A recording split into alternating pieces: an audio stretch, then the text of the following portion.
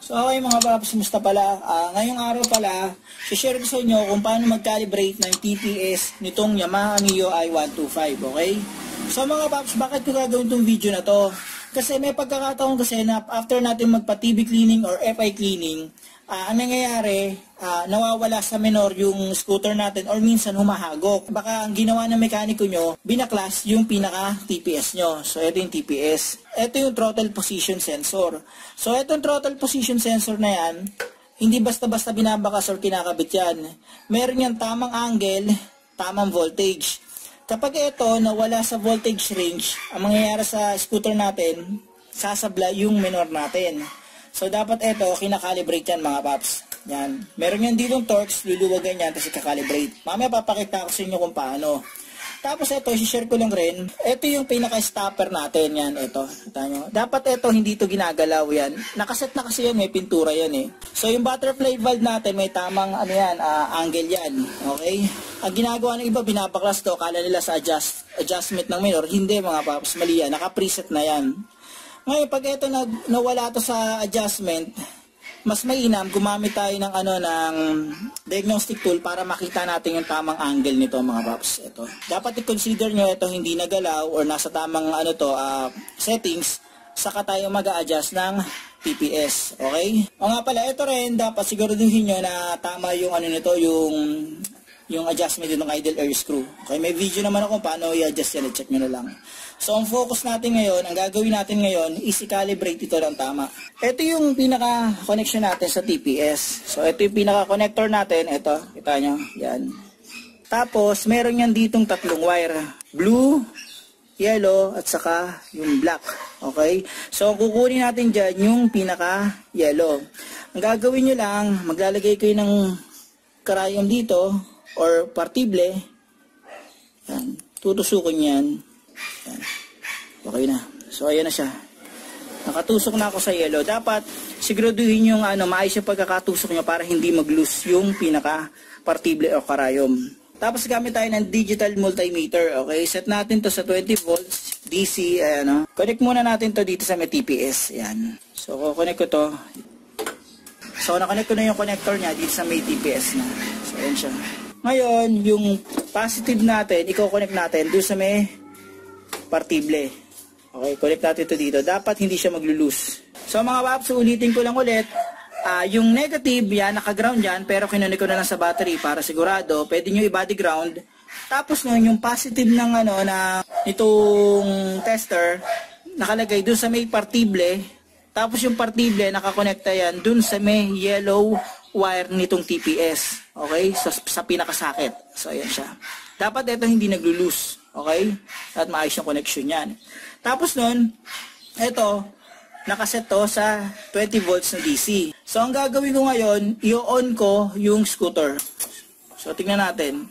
So, ito, syempre, yung butterfly valve, naka-close pa yan.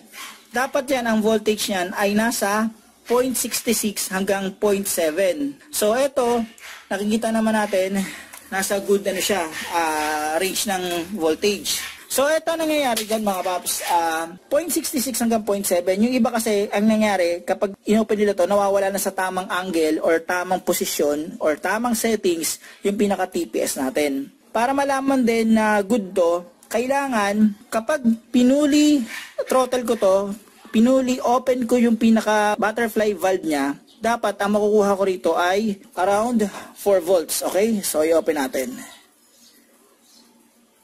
Yan. Yan. So, nakita nyo naman, 4.09, 4.8. Goods yan mga paps. Pasok pa rin yan sa tamang voltage specification nitong TPS. So, fully open, around 4 volts. Okay? Isa pa sa mga diskarte para malaman nyo kung may problema yung TPS nyo, pag ginawa nyo itong testing na to, kapag inopen nyo yan, inopen nyo yung throttle valve nyo, tapos hindi na gumagalaw yung voltage, talagang stuck na talaga, ayaw na mag-move. Malamang sa malamang mga paps, may problema na sa TPS nyo. Sa mga paps, halimbawa, sablay yung nakuha yung reading, naging 0.5 yan or 0.8. Kumbaga sablay na naka fully close yung throttle natin, yung butterfly valve natin, ang gagawin lang natin, i-calibrate natin yan. So, dito sa TPS, meron yan ditong Torx. Ito. So, gagamit kayo ng Torx, tapos, luluwagan nyo lang yan. Okay? So, ayan siya. Luwagan natin. So, niluwagan ko na. Ito siya.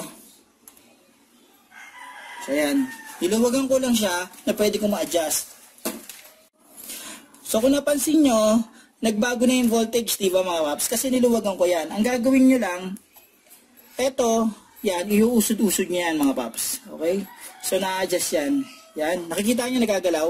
Pag ganon, saka pag ganon. Habang ginagalaw ko, i-observe nyo yung pinaka-voltage ko. Yan. Saan nyo? Saan nyo ba? Yan. So, nakita nyo? Yan.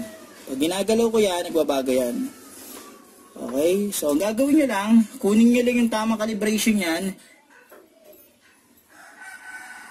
Ito gagawin kong 0.69. Ingatan ha. Ipitan natin mga paps.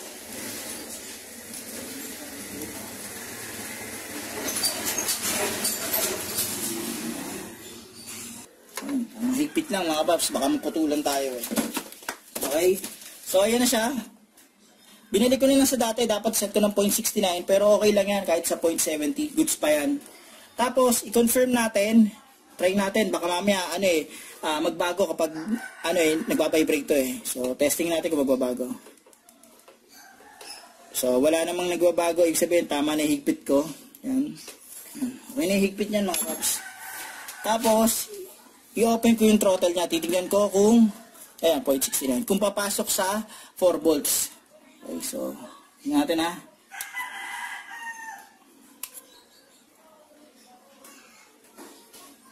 So, ayan siya.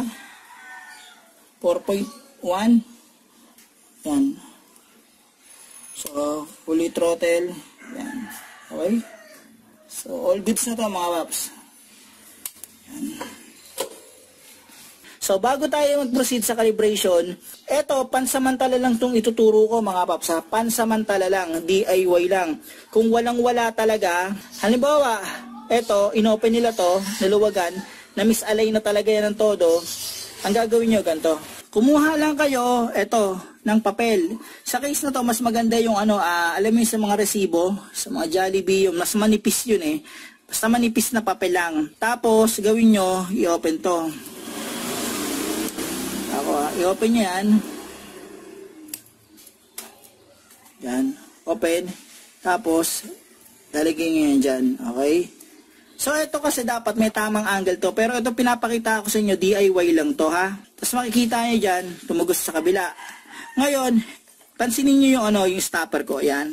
Okay? So, yun yung stopper ko. Kapag naipitan nyo na ng papel yan, pwede nyo unti-unting i-adjust yung stopper para kahit paano magkaroon tayo ng maliit na siwang dun sa part na yon, okay? Kakaroon ng siwang sa part na yon. So, yan. Hindi nyo literal kailangan mahila to kasi masyadong, pag nahihila nyo na to, masyadong, malaki na yung butas. Dapat yung nakaipit lang siya, okay? So, tas yan i-adjust nyo. Dapat may maliit na siwang lang yan. Okay yan, tinanggal ko na to. Pansamantala lang yun mga paps ha, pero maganda talaga, meron diagnostic tool para makuha yung tamang angle nito. Yan, may angle kasi yan eh. So mga paps, hanggang dito na lang yung video na to. Sana kahit paano, may natutunan kayo dito kung paano mag-calibrate ng TPS nitong Yamaha Mio i125. Paano mga paps, huwag nyo kalimutan i-like at subscribe ang channel ko para makagawa pa ako ng ganong basic na video. Huwag nyo rin kalimutan i-hit ang notification bell para updated kayo sa video na ginagawa ko. Paano mga paps, maraming salamat sa inyo.